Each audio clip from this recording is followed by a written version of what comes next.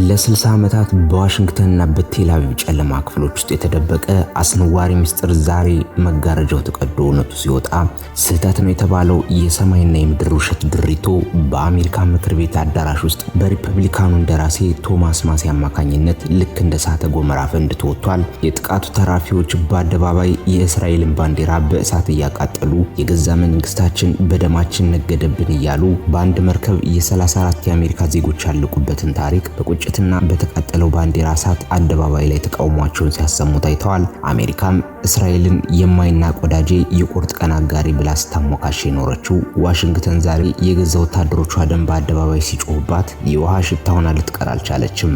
ነገሩ እንዲህ ነው። በ1967 ዓ.ም የሰኔ ወር ላይ በሜዲትራኒያን ባህር ላይ በዝግታ የምትቀዝፈው የራሷ የአሜሪካን ስሪት የሆነችው በፖርትላንድ ኦሪጎን ተገንብታ ወደ አገልግሎት የገባችው ምንም አይነት ከባድ መሳሪያ ያልታጠቀችው የዩኤስኤስ ሊብሪቲ የስለላ መርከብ በጠራራ ፀሐይ ከእስራኤል የጦር አውሮፕላን የሚወርደውን እሳት ትጋታለች ብሎ ያሰብ አልነበረም። እስራኤል ግን የአሜሪካን 34 ወታደሮች አጥፍታ 171ን ቁስለኛ አድርጋ በስህተት ነው ብላለች። ለመሆኑ መርከቧ ላይ በነፋስ የሚውለበለበው ግዙፉ የአሜሪካ ባንዲራ የግብጽ ጨርቅ መስሏቸው ይሆን ወይስ የአሜሪካ መርከብ መለያ የሆነው የጂቲአር 5 የሚለው ግዙፉ ጽሑፍ በአረብኛ የተጻፈ መስሏቸው ይሆን? ጉድ ሳይሰማ መስከረም አይጠባም እንዲሉ እጃቸው ያለበት ፖለቲካ እንደራሴዎች ይህንን ጉድ በሚስጥር አፍነው የተረፉትን ዜጎች ሚስጥር እንዳይወጣ ማድረጋቸው ለዓለም ግርምት የጫረ ፖለቲካዊ እንቆቅልሽ ሆኖ ሰሞኑን እየተወራ ነው። የ34ቱ አሜሪካውያን ወታደሮች ህይወት በ3 ሚሊዮን ዶላር ካሳ ተገዝቶ እውነቱ ተቀበረ። አሜሪካ ለእስራኤል በቢሊዮን የሚቆጠር ዶላር እርዳታ በየዓመቱ ስትሰጥ የራሷ ወታደሮች ግን ፍትሃተው በአደባባይ አልቅሰዋል። የፌዴራል ፍርድ ቤት የሳምንቱ ሰነዶች የሚያሳዩት ይህ ተራ የስህተት ተኩስ ሳይሆን አሜሪካን በግብጽ ላይ ለማዘመት የታቀደ የሐሰት ጥቃት ወይም ፎልስ ፍላግ ኦፕሬሽን ነበር። እስራኤል መርከቧን በቦምብና በናፖልም ካጠቃች በኋላ አሜሪካውያን መርከቧን ጥለው ለመውጣት ያዘጋጇቸውን የህይወት አድን ጀልባዎች ሳይቀር በቶርፒዶ ጥይት አርግፈዋቸዋል። ዓላማቸው አንድም ሰው በህይወት እንዳይተርፍና ታሪኩ እንዳይነገር ለማድረግ ነበር። ነገር ግን መርከቧ ባልተጠበቀ ጥንካሬ ሳትሰምጥ መቅረቷ ሴራው ከሽፏል።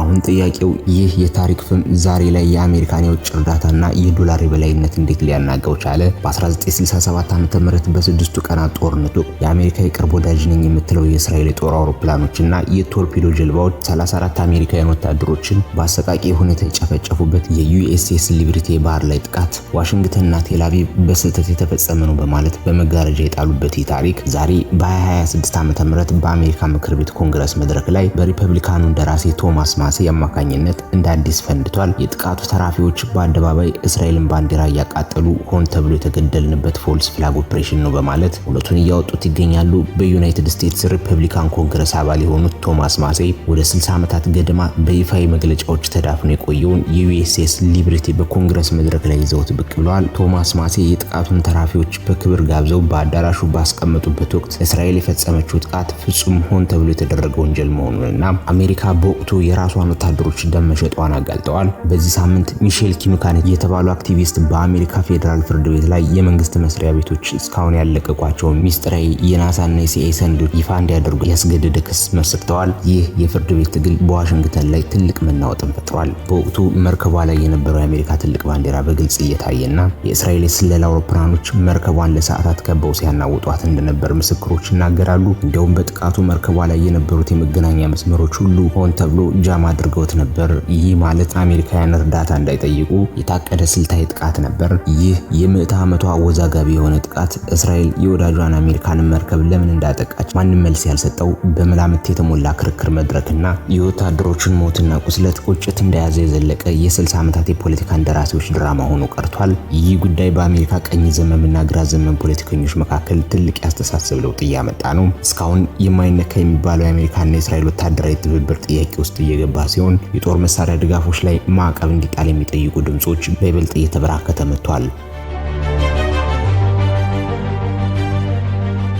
ዩኤስኤስ ሊብሪቲ የቀድሞ ተራፊ የሊብሪቲ እንቅስቃሴ ማህበር ፕሬዝዳንት የሆኑት ፊል ቱርኒ በቅርብ ቀናት በተደረገ የአሜሪካ ነጻነት ቀን አከባበር ላይ የእስራኤልን ባንዲራ በአደባባይ በእሳት አቃጥለውታል። ፊል ቱርኒ ይህንን ያደረጉት አሜሪካ በቢሊዮን የሚቆጠር ዶላር ለእስራኤል በየዓመቱ እየገበረች የገዛ ወታደሮቿን ደም ችላ ማለቷን ለመቃወም ነው። ቱርኒ በዚሁ ንግግራቸው ቶማስ ማሴን በ28ቱ የአሜሪካ ፕሬዝዳንታዊ ምርጫ እጩ አድርገው እንደሚደግፉት አውጀዋል። ጥቃቱ ከተፈጸመ በኋላ በወቅቱ የነበሩት የአሜሪካ ፕሬዝዳንት ሊንደን ብሬንደን ቢ ጆንሰን እና የመከላከያ ሚኒስትሩ ሮበርት ማክናማራ ጉዳዩን የመረመረውን የባህር ኃይል ጠበቃ ዋርድ ቦስተንን ይህ ክስተት በስህተት የተፈጸመ አድርገህ ደምድም ብለው እንዳስገደዱት ጠበቃው ከመሞቱ በፊት በፊርማው ባረጋገጠው ኑዛዜ ገልጿል። ጉዳዩ አሜሪካ ውስጥ ከፍተኛ አርበኝነት ስሜት እየቀሰቀሰ ነው። የአሜሪካ ቀረጥ ከፋይ ገንዘብ ለራሳችን ወታደሮች ገዳዮች መከላከያ መዋል የለበትም የሚለው አስተሳሰብ በማህበራዊ ሚዲያ ላይ በተለይ በትዊተር እና በቲክቶክ ላይ እንደ ሰደድ እሳት እየተሰራጨ ይገኛል። በወቅቱ የወጡ የስለላ መረጃዎችና የታሪክ ተመራማሪዎች